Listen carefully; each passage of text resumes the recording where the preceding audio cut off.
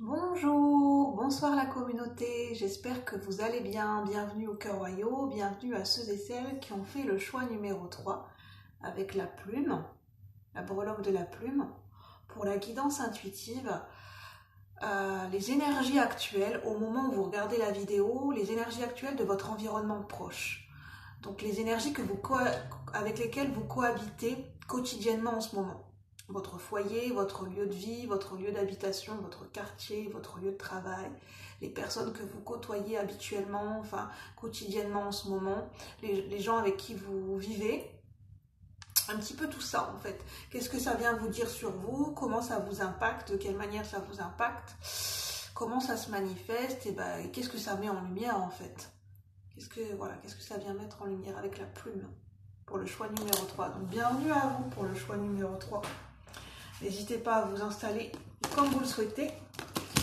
N'oubliez pas que ça reste quand même assez général, donc prenez uniquement ce qui résonne, faites preuve de bon discernement. Et puis voilà, voyez si ça vous parle ou pas, et puis vos choix de vie vous appartiennent, bien évidemment. Je ne détiens aucune vérité absolue. Alors, je suis là en tant que comité de canal et de messagère pour transmettre les messages. On veut bien m'envoyer. Donc ce n'est pas moi qui choisis les messages, ni les énergies. Alors, pour le choix numéro 3 avec la plume, qu'est-ce qu'on veut bien nous dire? Quelles sont les énergies actuelles? L'empereur. Déjà, première chose, l'empereur, un arcane majeur avec le tarot de l'animal totem. Ça me parle d'une figure d'autorité. Je sens que dans votre entourage proche, il peut y avoir en ce moment une figure d'autorité qui vous influence, qui vous impacte plus en ce moment où vous regardez la vidéo. Ça peut être un père, parce que l'empereur c'est l'archétype du père. Donc peut-être que la relation avec votre père est mise en avant en ce moment, de manière concrète. Peut-être que vous le voyez souvent en ce moment, ou bien il y a une situation qui est mise en lien et qui met le focus avec votre relation, comment se passe le relationnel avec votre père. Ça peut être une figure d'autorité, votre patron, votre boss. Ça peut être un conjoint. Enfin, c'est une figure d'autorité, quelqu'un quand même qui est charismatique, qui a un certain pouvoir, un pouvoir décisionnaire, un certain statut social dans l'entreprise ou dans votre vie.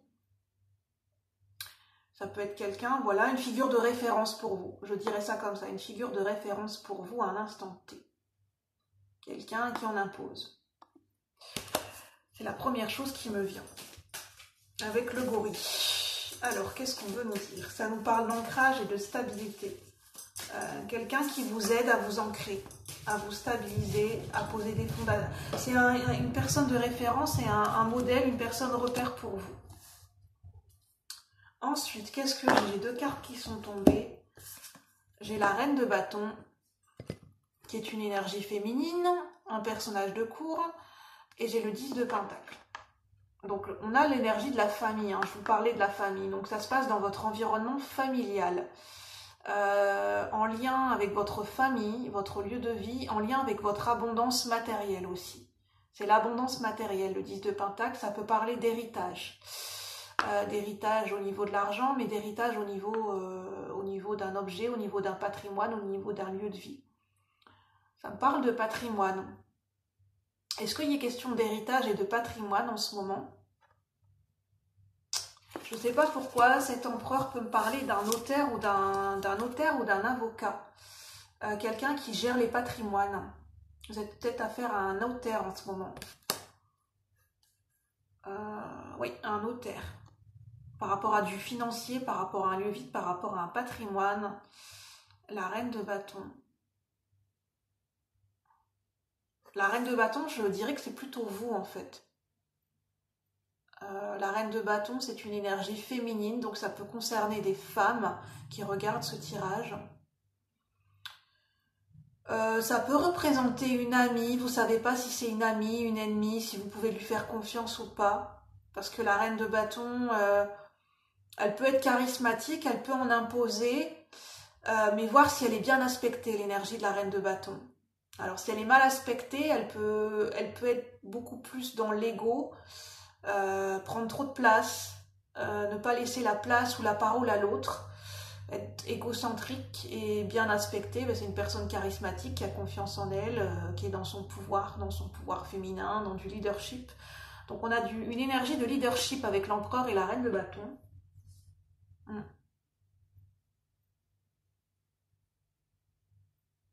Je sais pas, il est question de patrimoine, d'héritage et de finances, de partage de finances peut-être, équitable. Moi je vois une relation entre le père et la fille. Je vois peut-être la relation, le père, l'empereur et la fille, la reine de bâton. Voilà. La reine de bâton, la fille qui prend comme modèle son père, comme figure de référence, qui suit ses conseils en ce moment, qui a besoin de conseils par rapport à son lieu de vie, par rapport à sa famille, par rapport à ses enfants, par rapport à un patrimoine. Elle a besoin de conseils par rapport à ça en fait. Ou elle demande des conseils, ou peut-être que naturellement son père lui en donne, ou éventuellement un notaire. Je ne sais pas ce qu'on veut nous dire en fait. Qu'est-ce qu'on veut nous dire pour le troisième choix? Il y a de la confusion peut-être. Il y a beaucoup d'énergie, beaucoup de personnes qui viennent interférer dans cette situation. Et il y a beaucoup de choix possibles. Il y a un choix à faire. Il y a un choix à faire par rapport à un lieu de vie, par rapport à un patrimoine, par rapport à des finances, par rapport à des enfants. Financer quelque chose en rapport avec les enfants, les études. Il y a peut-être un questionnement pour les études des enfants. Le fait de placer de l'argent de côté pour les études des enfants. Ou pour des loisirs.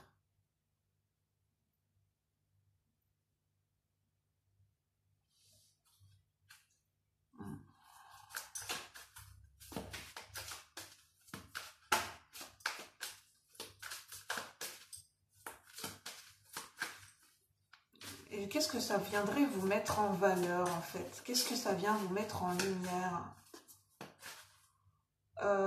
Le fait peut-être de faire les meilleurs choix possibles, le fait de concilier différents éléments, différentes informations, de recouper les informations, de concilier différents points de vue.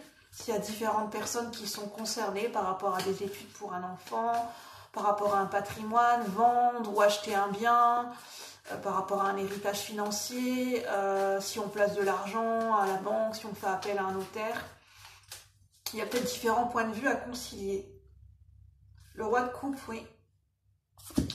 Roi de coupe, il y a peut-être besoin de faire appel à un conseiller. Donc c'est quelqu'un qui est stable émotionnellement, le roi de coupe, une énergie masculine. Un conseiller conjugal pour certaines personnes. Par rapport au foyer, il y a peut-être besoin d'un conseiller conjugal pour que chacun reprenne son rôle, sa place. Je ne suis pas médecin, je ne suis pas psychologue, je ne fais uniquement que vous transmettre les messages, donc prenez uniquement ce qui résonne et prenez vos choix, faites vos choix en âme et conscience, c'est très important. Mais là, on parle de conseiller conjugal parce que le roi de coupe, c'est un excellent conseiller, un excellent médiateur en matière de relationnel, de relations affectives. Donc, je vois bien le rôle d'un thérapeute ou d'un thérapeute conjugal. Thérapeute familial aussi. Donc, à se poser la question du choix d'un thérapeute conjugal. Et peut-être qu'il y a quelqu'un qui se propose ou qu'il y a quelqu'un qui ressort du lot.